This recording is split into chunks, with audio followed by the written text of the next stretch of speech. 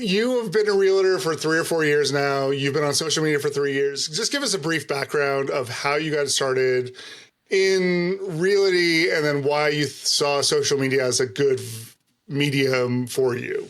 I got into real estate approximately 4 years ago. We moved 3 times in 5 years. And at the last closing, I said to Matt, I want to do this. I think I can do this my way. We had a fabulous agents on every transaction that we had over those 5 years, but everyone did it very differently. And it was something that I thought I wanted to do it my way. Social media, you actually challenged me to a 6-month social media experiment, which we can talk about that if this isn't our last podcast, depending on how this goes, because that would be a good topic. But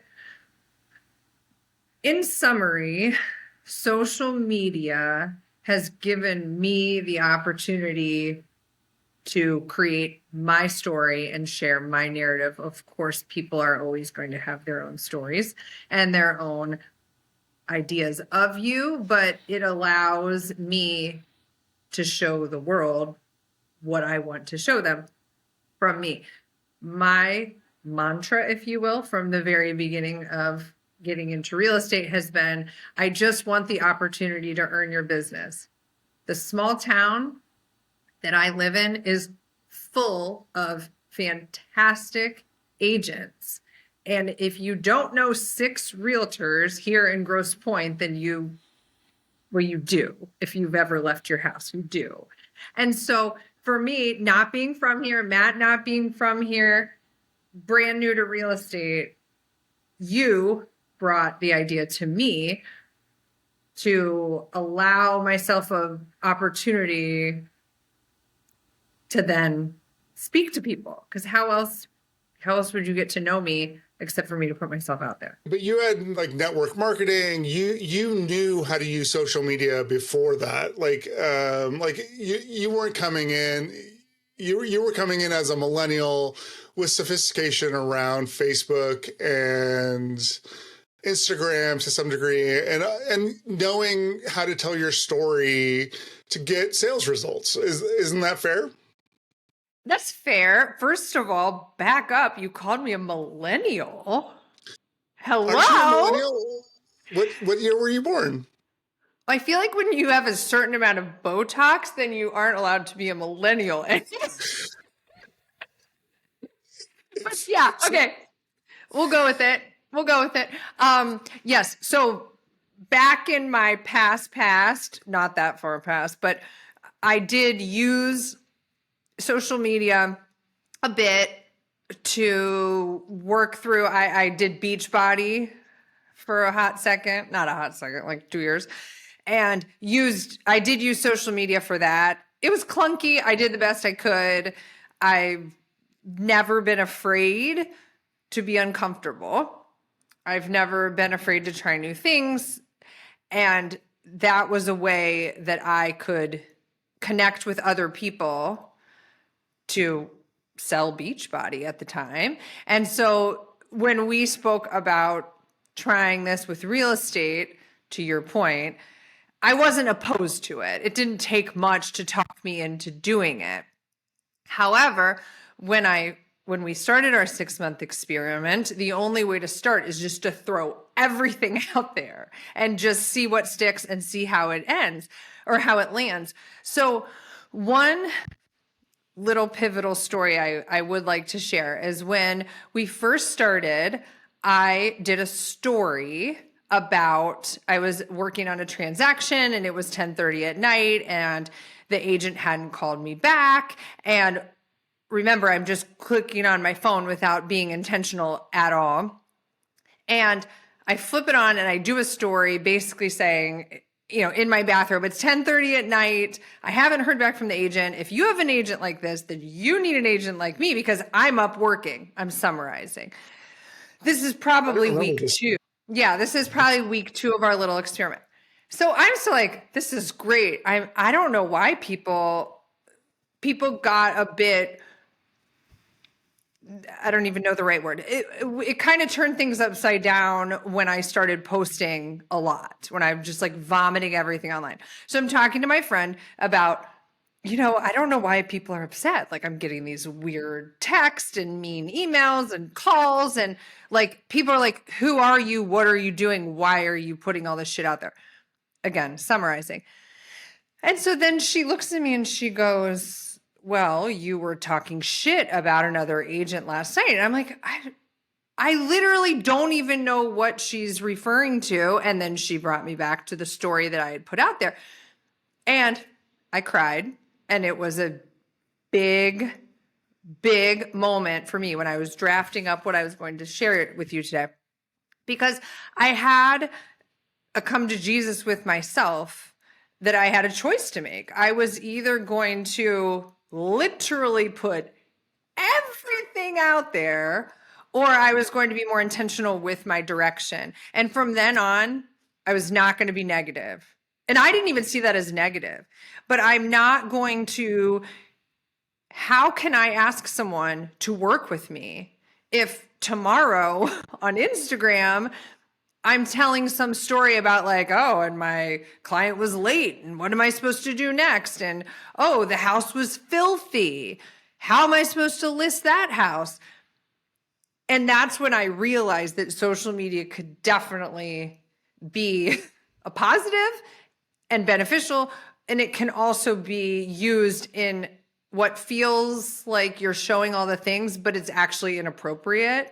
And from then on, I just made the decision. I'm never, and I never say never, but I will never speak of a person in that manner. Even when I'm not using the name, I'm still describing a human or a business. I think it's really important to know, like, I'm not going to leave a restaurant after having a shitty experience and turn on my phone and talk shit about that restaurant because that restaurant has a small business owner that's working their ass off to get people through the door. And just because I had a bad experience doesn't mean they're having a bad experience. Yeah, I don't know. I mean, it's kind of a fine line, right? Where Just... like you were in the middle of a transaction and that was indiscreet, right? And like so there was no like years ago when this happened, like like there was no Glenda Bakering it, right? Where you could Yeah. potentially hide behind years of experience or whatever. And sometimes, like I know. Uh, Online reviews are problematic in that regard too, as you're saying, just because like they're either super positive or super negative and there's no nuance, right?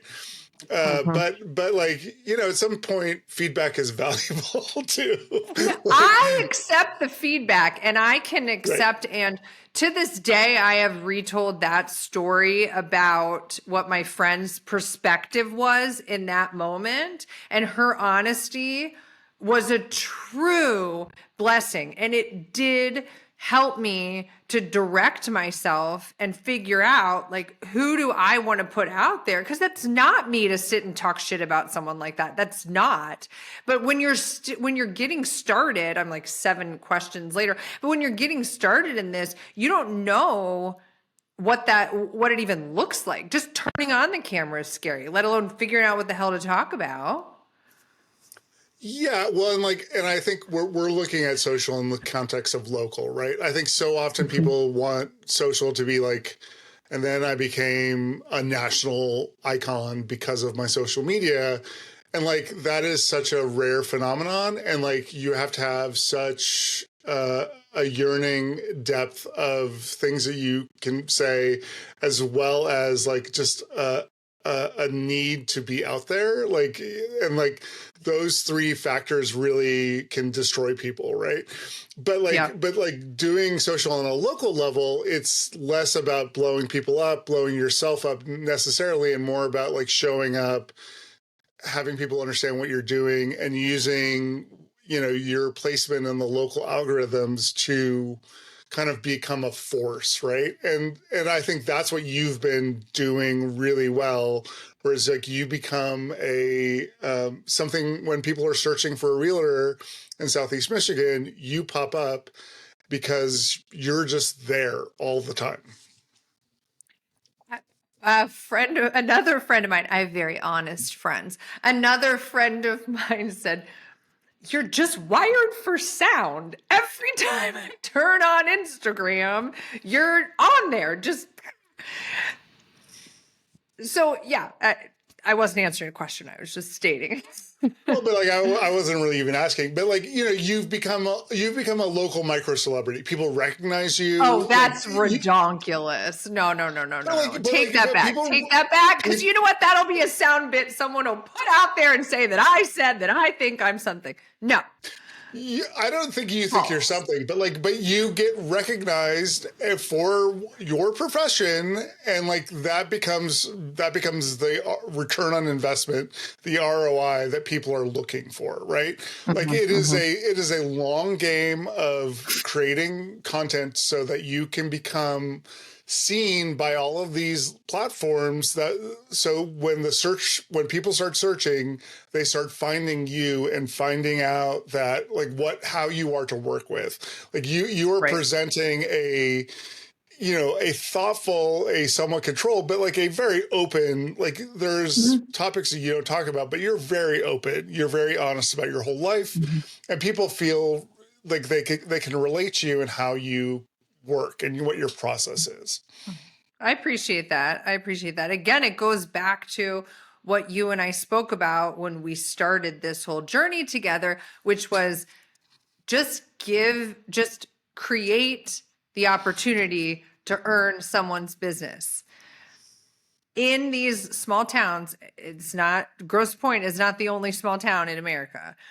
There is definitely the tradition of X realtor or X agency or this person. You just automatically use whoever your mom used, your cousin used, your sister used. However, that person might not be the best fit for you. Again, we had 3 moves in 5 years, 6 transactions, all wonderful. I have 0 complaints. Every agent was wonderful, different, wonderful. But the only way to figure out who is the right person to work with is to speak to them or at least research who they are, which is what social media has allowed us to do. You and I, is put this out there and see who the right fit is. Dustin, what are your thoughts? What are your questions? I think maybe talking about a little bit of the processes that you use and that you've kind of narrowed in on after, these couple of years that you've been doing social media. First of all, if we just look at numbers, I am like this important on social media compared to a lot of other people out there. If that, like, that's it.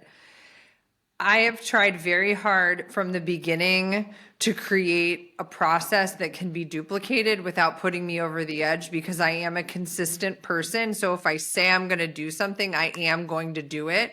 So I have to be very careful in that I don't overpromise, because I will deliver, but it will wear me out.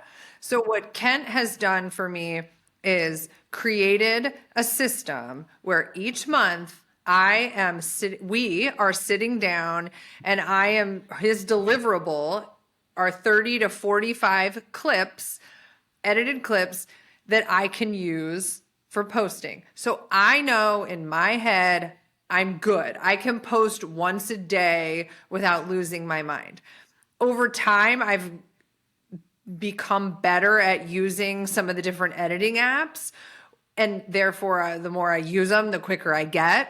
So I turned one last night from visiting a new alteration place that a year ago that would have taken me 2 days of trying to figure out what I wanted to use and how I wanted to use it. And I think I did it in about 20 minutes, which is a big difference for me, and then was able to throw it on all the different platforms. So back to your question, the process that I use is I'm committed to once a day, which the polished pieces that Kent gives me are what I rely on for that, to not stress about that. Then I also try to sprinkle in. Some days I have time to do more. Some days I don't have any time. The nice thing is with CapCut is one of my favorite apps on my phone. I put everything into there first and edit all of my things in there from Kent. So I can literally Russian roulette go through at 10 p.m. and find one from a long time ago. I don't even have to think about it because I've already added the captions and I was okay with it the first time. And then I can load that in. Stories, I think, excuse me, are underestimated and very important. When I speak of stories, I'm referring to what I use on Instagram as stories, which then transfers into Facebook. I have been told by people that this is where they feel like they're able to connect with me because I do respond to their DMs. And I can see who watches my stories. I don't look at that, just so we're clear, but I could if I wanted to. Now, no one's going to look at my stories. But it does allow them to look into my world throughout the day. When I first started doing this is a question later on in here, but when I first started doing this and I was trying to figure out a system, back to your system, I set a timer on my phone for 9 a.m., noon, around 3-ish. And then I don't know if I had one in the evening or not. But then when that alarm went off, I did a story. No matter where the hell I was, if I had just walked into Rite Aid or what have you, to get into the groove of turning my phone on 3 times a day for the stories. So that's my process. It's become habit now, so it doesn't overwhelm me. What did overwhelm me before, and that's great. I love that hack of just like setting multiple alarms across the day. And like, I think that's the thing too, is like, I think people get so overwhelmed with what to post. And when we always stress like, well, we can come in and just create this swarm of content for you.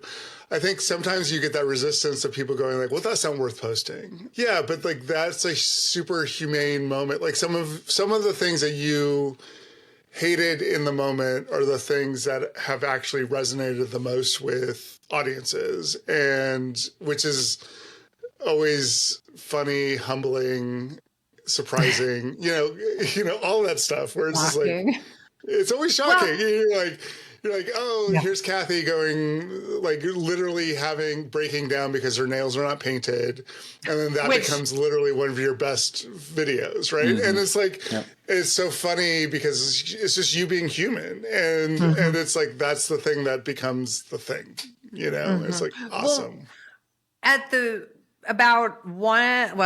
so it was a 6-month experiment. So probably at month 3, I remember calling you, also my therapist, as well as videographer and whatever other titles you have in my life, and saying like, oh my gosh, lost 6 followers. You're like, how the hell do you know how many followers you even have? But at the time I'm like, well, how else am I supposed to measure it? And then in the same breath, I'm like, and I posted this reel and it took me 3 days to figure it out. And I had 3 likes. And after that, 5 people unfollowed me.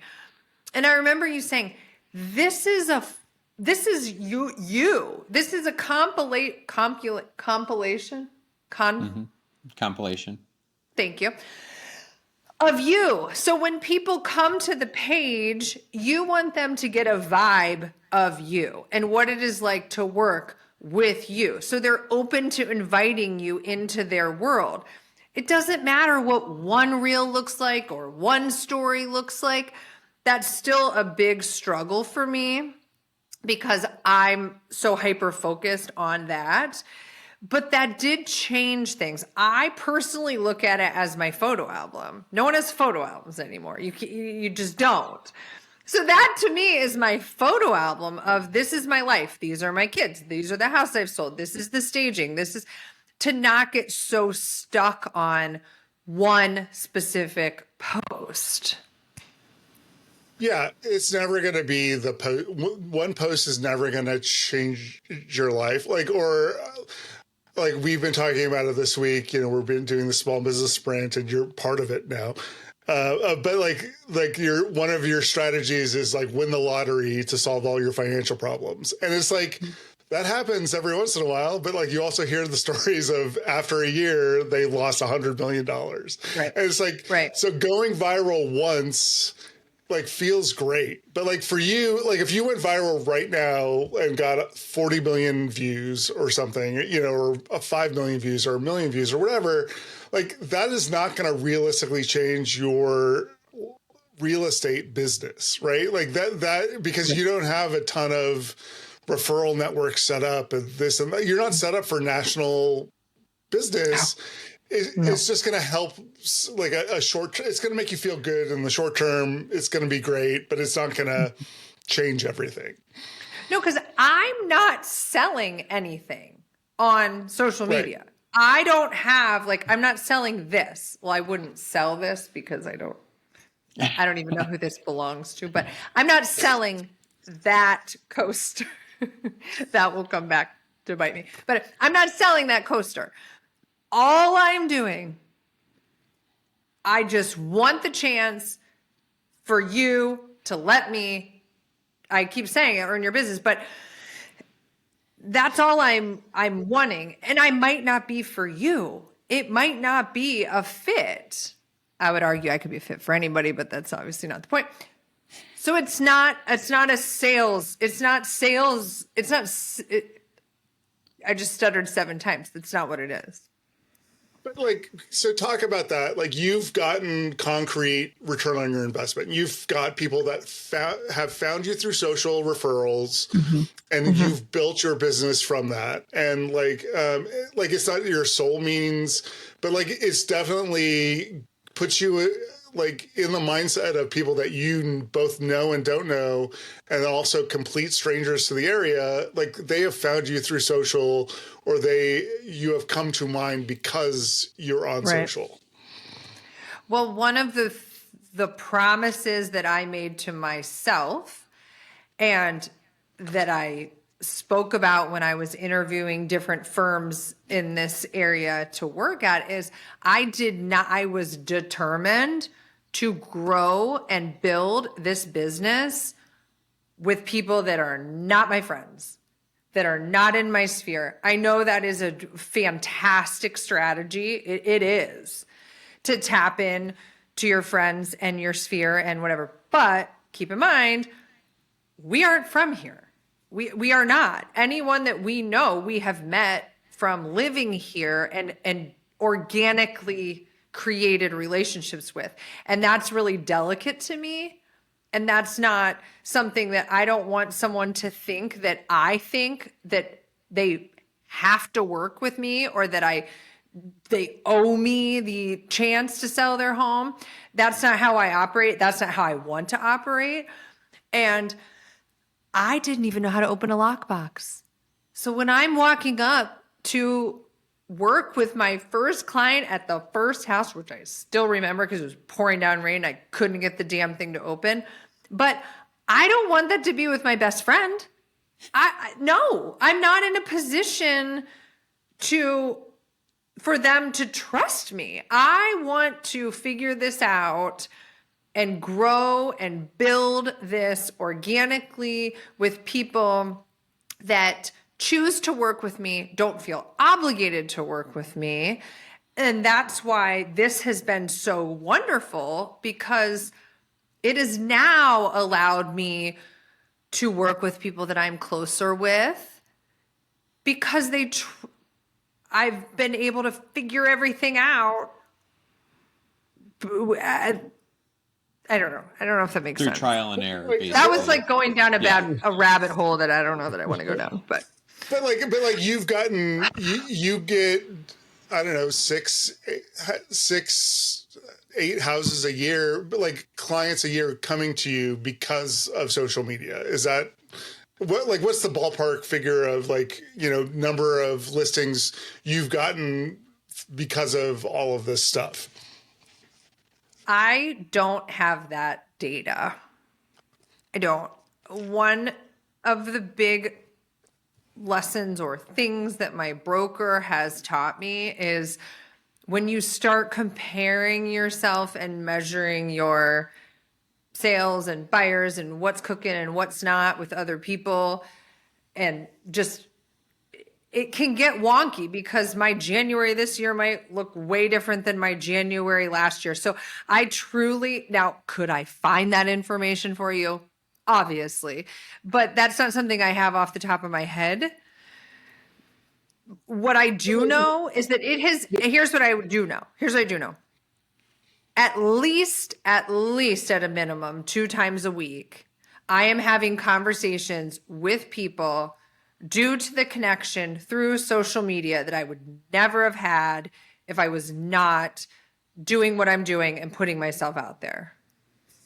That's 100. So like anecdotally, like that's 100 potential leads, or like, you know, just people that are curious about real estate a year, right? Like that's a lot. That's a lot. And then it's on you to convert them and, you know, close and all that sort of stuff. But like people are paying good money for those leads, good money for bad leads, right? And like you're doing, that's amazing. That's great. And something that people don't talk about very often, or that I haven't heard people talk about very often, is the other thing with social media is that it provides connection, and it's not to me. It's not about the conversion. I was a stay-at-home mom for 9.5 years. I don't wish one moment away from that. But motherhood is lonely.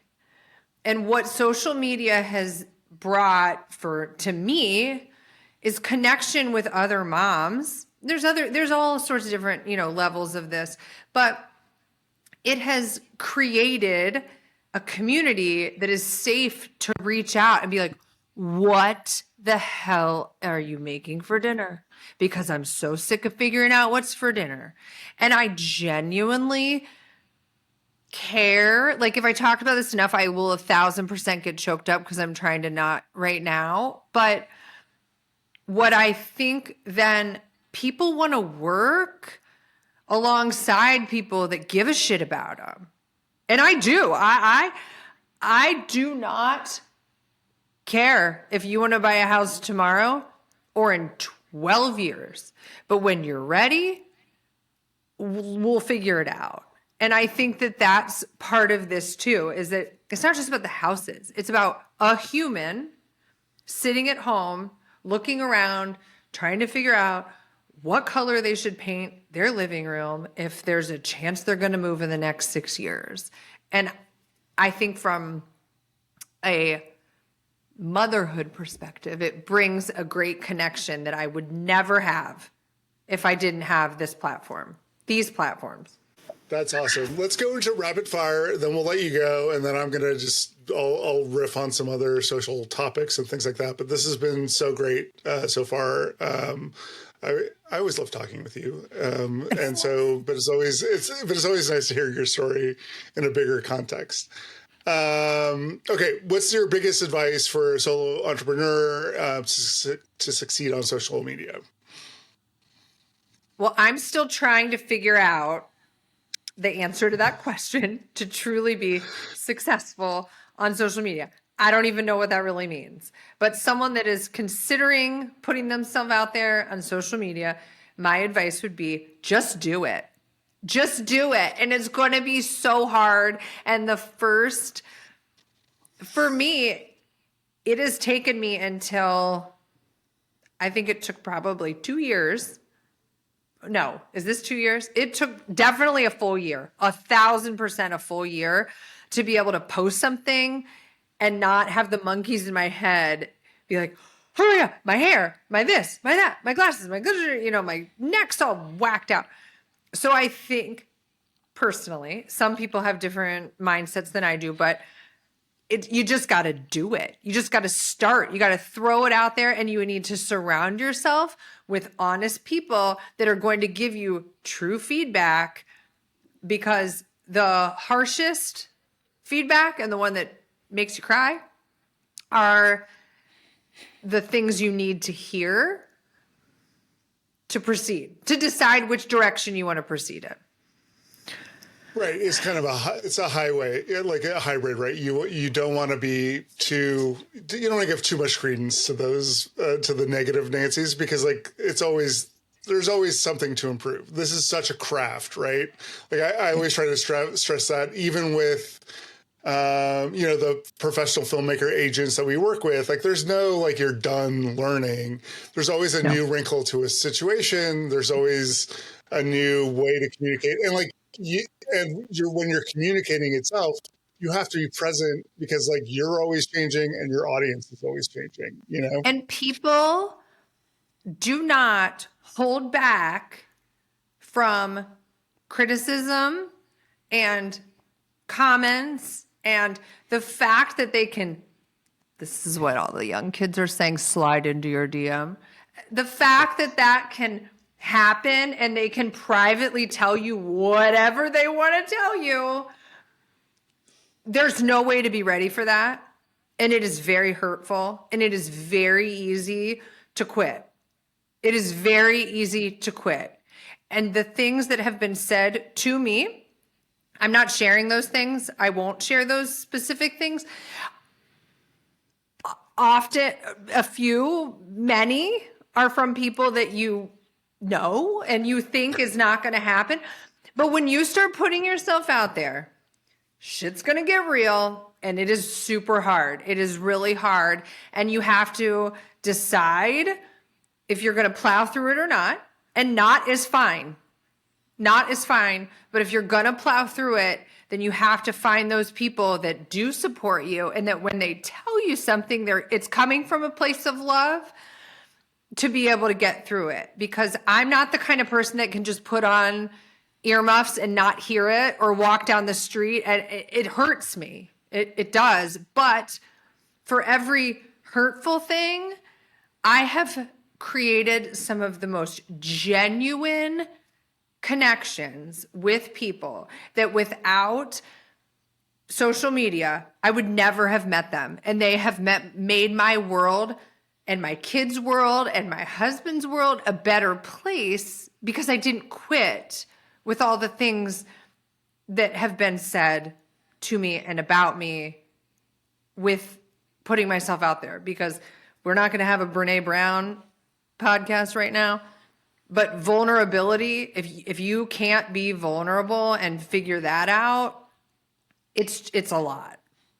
Yeah, and like I always describe that initial thing, like when you're trying to get past the cringe of it all, right? Like it's like when you're water skiing and are learning to water ski, and like you're holding onto the rope and you're trying to pop up, but like you've got just all of that water is coming straight at you, and you feel like you're dying and you're drowning and this and that. But like if you can pop up, it's it's still treacherous, and like there's still ways you can fall and all that stuff. But like it just takes a second for you to understand what that feeling is and to get up on top of that water. Yep. What's your favorite trend on TikTok on Reels right now? I answered that one. Took me a second. That's not how you asked it in my paperwork. I'll answer it off the cuff. I think that the most interesting trend, which I could possibly be like 8 months old on this, but is just the whole being real, showing all the things, not using the filters, show what life is really like. I think that is I would say from when we started this experiment, when we were trying to have everything polished and perfect, because we did at the beginning, and that was more of a thing, and to now where it's like everybody's just, here I am, here's what's happening. So I think that is a bit of a challenge for me, because there's a little bit of a fine line between showing all the things and showing a bit of an edited version. If I showed you what it looked like for my kids to get out the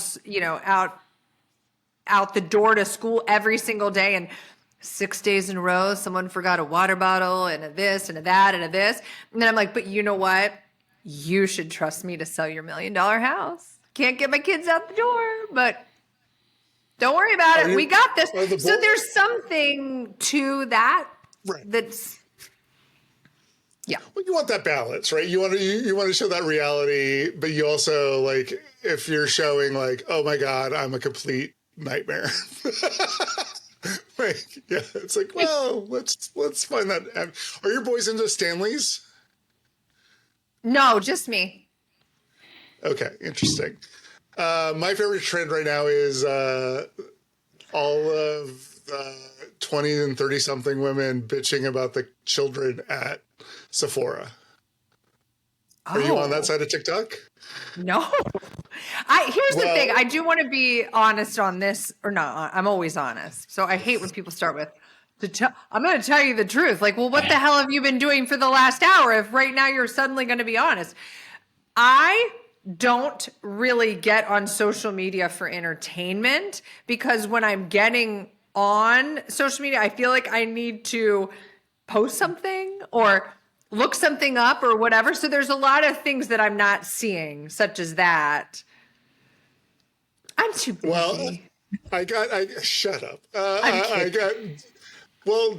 Dot like 2 or 3 months ago was like, well, one of her classmates, who's they're all 10 and 11, has a skincare regime, and I was like, what? Oh, Like, I was like, you're 10. Everyone wants your skin. Like this is like this is pre-acne. This is like there's no regime right now. Like the right. regime is don't ruin your skin. Like is what Yeah. that is. And then the last 2 weeks, people have been like, "Oh my god, all of these 10-year-olds at Sephora are killing me," and like, and Oh so my like, they're buying these harsh, abrasive things for their skin that is like, no, don't do that until you need retinol or Right. this or that. Like, and so that's my personal favorite trend. Oh, that's So you funny. say Yeah.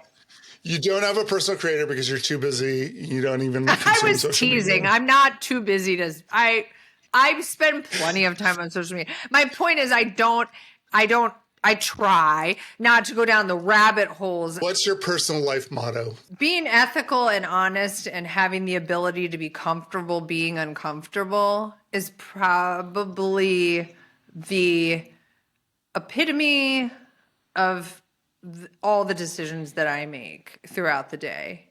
And just when you're in a transaction is leading with my client makes the decisions, I handle the transaction. In my regular life, I try to stay in my lane. I try. It's a challenge, but I guess if I had one motto, it would be comfortable being uncomfortable. That's great. No, it's yeah, I've heard you say that a lot, and it definitely resonates because like it's so all of this stuff that we're doing in life, and if you're trying to strive and become better at anything, you have to become uncomfortable. Like complacency is not part of that playbook. And that is my lesson that my kids are sick of hearing me say, and I just think it is the root of everything. It separates you. It's the separator. It's not the root, it's the separator. If you're able to walk into a room where you know no one and figure it out, I mean, you're sweating, you're monkeys in your head, all the things you're not supposed to, it doesn't mean you can't inside feel uncomfortable, but you have to have the ability to walk through that and manage that situation, or you're never going to try anything new. This was something new for me and for you, doing a dual live. This was great. I appreciate you coming on and being uncomfortable. And this was great. Wait. One last thing. One Mm-hmm. last thing from Chatty Yeah. Cathy is thank you. Thank you. Because I wouldn't be in this seat, actually, literally. I would not be in this position in my life, in my career, in my all the things without you pushing me and challenging me and forcing me to think outside of the box, try new things. If shit doesn't work, we still pick ourselves back up, change the lighting next time. Well, Genuinely from the bottom of my heart, and I don't know how to turn all this shit off, so I'll do my best to like get off. But yeah, thank just you. leave. Ah, rude. Thank you. Okay, bye, Kath.